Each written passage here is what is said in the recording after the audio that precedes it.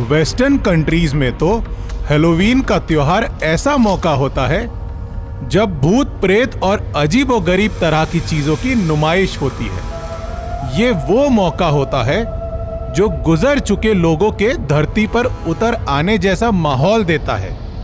आज का crime case भी आपको कुछ उसी दुनिया में लेकर जाएगा। आज की कहानी वेस्टर्न कंट्रीज की नहीं है, ये इंडिया की ऐसी अजीबोगरीब कहानी है जिसकी मदद से खुद पुलिस कातिल तक पहुंची थी। ये कहानी गुड़गांव के पास की है। इसमें पैसा है, रुतबा है, डर है, सपना है, मर्डर है और सबसे बड़ा सवाल तो ये है कि क्या इस कहानी में एक आत्मा की भी एंट्री हुई थी। इन सभी राज से पर्दा उठाने के लिए आज के एपिसोड में हम गुड़गांव के चर्चित जमींदार परिवार के राजेंद्र सिंह के केस की फाइल को रीओपन करेंगे। इस कहानी की जमीन गुड़गांव, जिसे अब लोग गुरुग्राम के नाम से भी जानते हैं, इसी शहर में एक बड़ी सी हवेली नुमा घर में एक जमींदार परिवार रहा करता था। इस परिवार के पास बहुत पैसा था। ये लोग करोड़पति थे। परिवार के मुखिया राजवीर सिंह के पास बहुत प्रॉपर्टी थी। उनके 2 बच्चे थे। बड़ा वाला मेंटली डिसेबल था और छोटे वाले का नाम राजेंद्र सिंह था। ये परिवार अपने दोनों ही बच्चों से बहुत प्यार करता था।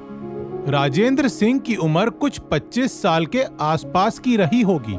घर में अथाह पैसे होने की वजह से उसकी हरकतें थोड़ी खराब हो चुकी थी। उसके काफी दोस्त यार थे जिनके साथ वो पार्टी करने बाहर चला जाया करता था।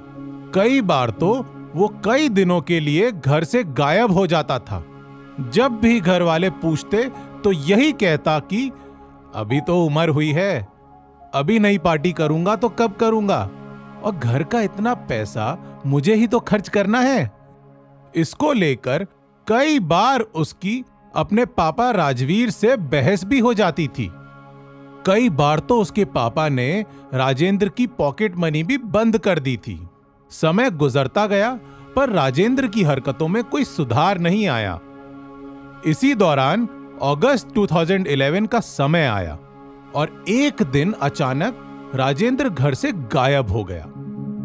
घर वालों को लगा कहीं घूमने चला गया होगा, आ जाएगा। कुछ दिन बीत गए पर राजेंद्र घर वापस नहीं आया। घर वालों को चिंता हुई। उन्होंने राजेंद्र की तलाश शुरू की पर कुछ पता नहीं चला। राजेंद्र के पापा ने एक के बाद एक कई कॉल किए। सभी लोगों से एक ही सवाल पूछा, क्या राजेंद्र आपके यहां आया है? उन्हें एक ही जवाब मिला, नहीं। वो फिर उसके सभी दोस्तों के घर आए। किसी को राजेंद्र के बारे में कुछ नहीं पता था। राजेंद्र के घर वाले सीधे गुड़गांव पुलिस स्टेशन पहुंचे। वहां बताया कि हमारा बेटा राजेंद्र सिंह, जिसकी उम्र 25 साल है, वो करीब 3-4 दिन से घर से गायब है। शुरू में तो हम लोगों को लगा कि कहीं बाहर घूमने गया होगा। वो पहले भी 1-2 दिन के लिए बाहर चला जाता था। इस बार वो आया नहीं, ना ही उसने कोई कॉल किया और उसका नंबर भी स्विच ऑफ आ रहा है। ये सुनते ही पुलिस वालों ने कहा, पैसों में लड़के को बिगाड़ दिए हो, अब वो किसी लड़की के साथ भाग गया होगा, चिंता मत करिए, कहीं घूम रहा होगा, आ जाएगा। पुलिस रिपोर्ट नहीं लिखना चाहती थी पर राजेंद्र की फैमिली इन्फ्लुएंशियल थी। उन्होंने कई जगह से फोन करवाकर रिपोर्ट दर्ज करवा दी। पुलिस ने इन्वेस्टिगेशन की शुरुआत की। सभी दोस्तों को पूछताछ के लिए उठाया गया पर पुलिस को कोई फायदा नहीं हुआ। राजेंद्र को गायब हुए 1 महीने से ऊपर हो गया था। पुलिस की तरफ से राजेंद्र के पापा को कॉल आया, गुड़गांव में आजकल बहुत किडनैपिंग हो रही हैं, शायद कोई गैंग राजेंद्र को किडनैप किया हो, शायद फिरौती का फोन आपके पास आए, अगर फोन आए तो पुलिस को बताइएगा। राजेंद्र के घर वाले उस कॉल का इंतजार करने लगे। उन्हें तो बस ये था कोई कितना भी पैसे ले ले, उनके बेटे को जिंदा लौटा दे। कुछ दिन बीते और राजेंद्र के घर के फोन की घंटी बजी। ये कॉल राजेंद्र के फर्स्ट कजन रोहताश ने किया था। उसने कहा, राजेंद्र मुझे रात को दिखा था। उसकी आत्मा देर रात मेरे सपने में आती है और एक जगह का नाम बताती है। वो सपने में आकर बोलता है वहां उसके कपड़े पड़े हुए हैं जिनका अंतिम संस्कार करना है, नहीं तो उसकी आत्मा को शांति नहीं मिलेगी। वो रोज मेरे सपनों में आ रहा है कई हफ्तों से। वो कहता है कि मेरे घर वालों को बता दो कि अब मैं इस दुनिया में नहीं हूं। ये बात सुनते ही राजेंद्र के माता पिता जोर जोर से रोने लगे। उनके पूरे रिश्तेदार आ चुके थे। सभी को ये सपने की बात बताई गई। राजेंद्र के घर वाले इस बात के लिए राजी नहीं हो रहे थे। उन्होंने इस बात को पहले पुलिस को बताया। पुलिस वालों ने भी इस बात पर यकीन करने से मना कर दिया और बोले, कानून ये सब नहीं मानता, ये आपका भ्रम है। इन सब बातों के साथ पुलिस के ऊपर भी प्रेशर बढ़ चुका था। पुलिस ने भी अपनी इन्वेस्टिगेशन को तेज किया। पुलिस की टीम ने राजेंद्र के पिता को कॉल किया और कहा, राजेंद्र के कजिन रोहताश को पुलिस स्टेशन लेकर आइए। राजेंद्र के पिता और cousin Rohtash Gurgaon police station पहुंचे। वहां पुलिस ने उससे पूछा, तुम्हें कौन दिखता है और वो क्या कहता है? रोहताश ने पूरी बात पुलिस को बताई। पुलिस ने कहा, वो किस जगह का नाम बताता है? रोहताश ने कहा, उसकी आत्मा कहती है उसके घर के पास वाले कुएं में उसके कपड़े पड़े हैं, उन्हीं का अंतिम संस्कार करना है। पुलिस ने तब रोहताश से कहा, चलो राजेंद्र जो जगह बताता है उस कुएं के पास ले चलो। पुलिस की टीम राजेंद्र का परिवार और रोहताश का परिवार गुड़गांव में पड़ने वाले उस कुएं के पास पहुंचे। वो सूखा हुआ था और काफी गहरा भी था। एक टीम नीचे उतरी और नीचे ही कुछ कपड़े पड़े हुए थे, जीन्स, शर्ट और कुछ सामान।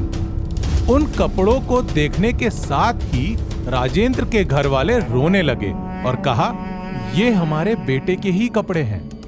पुलिस को भी यकीन नहीं हो रहा था कि ये सब क्या हो रहा है। राजेंद्र के परिवार ने पूरे रीति रिवाज के साथ उसका अंतिम संस्कार किया। कुछ दिन बाद पुलिस ने रोहताश को कॉल किया और पूछा, क्या अभी भी राजेंद्र दिखता है? रोहताश ने जवाब दिया, अब वो नहीं दिखता।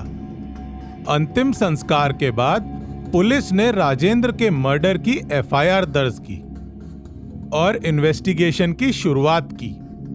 पुलिस को उम्मीद थी कि अभी इस केस में टर्निंग पॉइंट आना बाकी है।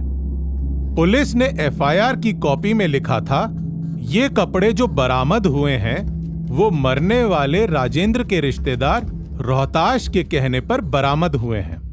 पुलिस ने कहीं भी आत्मा या भूत का जिक्र नहीं किया था, क्योंकि उन्हें मालूम था कि कोर्ट भूत और आत्मा के नाम पर पुलिस को ही फटकार लगा देगी। पुलिस ने रोहताश को टारगेट किया।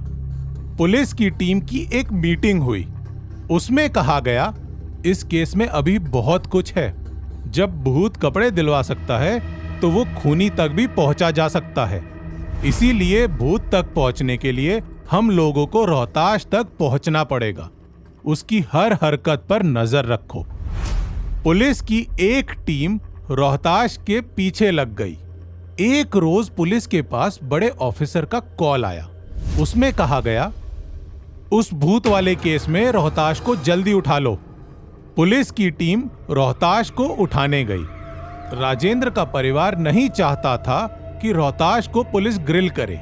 उन्होंने इसका विरोध किया, पर पुलिस को केस सॉल्व करना था। उन्होंने रोहताश को उठाया और पूछताछ की शुरुआत की। पुलिस ने रोहताश से कहा, राजेंद्र की आत्मा कब दिखती है तुम्हें? रोहताश ने जवाब दिया, वो मुझे हमेशा नींद में ही नजर आती थी, मुझे परेशान करती थी। पुलिस ने और सख्ती से पूछताछ की और कहा, हम जिंदा भूत हैं। चल बेटा पूरी कहानी बता, नहीं तो तेरे को भी भूत बना देंगे। तू फिर किसके सपने में आएगा? पुलिस ने अपने अंदाज से सख्ती दिखाई। कुछ झापड़ खाने के बाद रोहताश ने असली कहानी बताई। वो कहानी ये थी, राजेंद्र मेरा कजन था।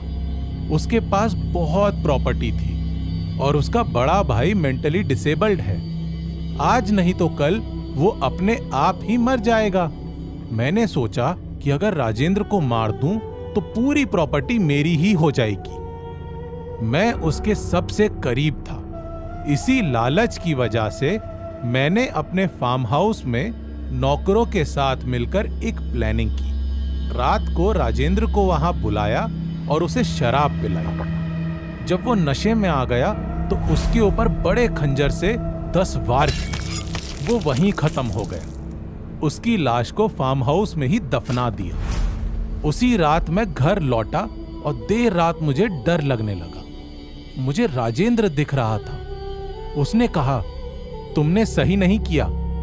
मैंने सोचा मेरा वहम है। उस रात के बाद हर रात राजेंद्र की आत्मा मुझे सपने में डराने लगी। मुझसे कहने लगी, तुमने सही नहीं किया। उसकी आत्मा मुझे परेशान कर रही थी। मैंने उसकी लाश को फार्म हाउस से निकालकर दूर जंगल में भी दफनाया। उसके बाद भी उसकी आत्मा मुझे दिखती रही। आगे रोहताश ने पुलिस स्टेटमेंट में कहा, राजेंद्र की आत्मा मुझसे कहने लगी कि कम से कम मेरे कपड़ों का ही अंतिम संस्कार करवा दो, नहीं तो मैं तुम्हें परेशान करता रहूंगा। ये सुनने के बाद मैंने एक बार और नौकरों की मदद से उसकी लाश को बाहर निकाला और उसके कपड़े उसके घर के पास वाले कुएं में डाल दिए। उसके बाद तो सब पुलिस को पता ही है। रोहताश की बताई जगह से राजेंद्र की डेड बॉडी को बरामद किया गया।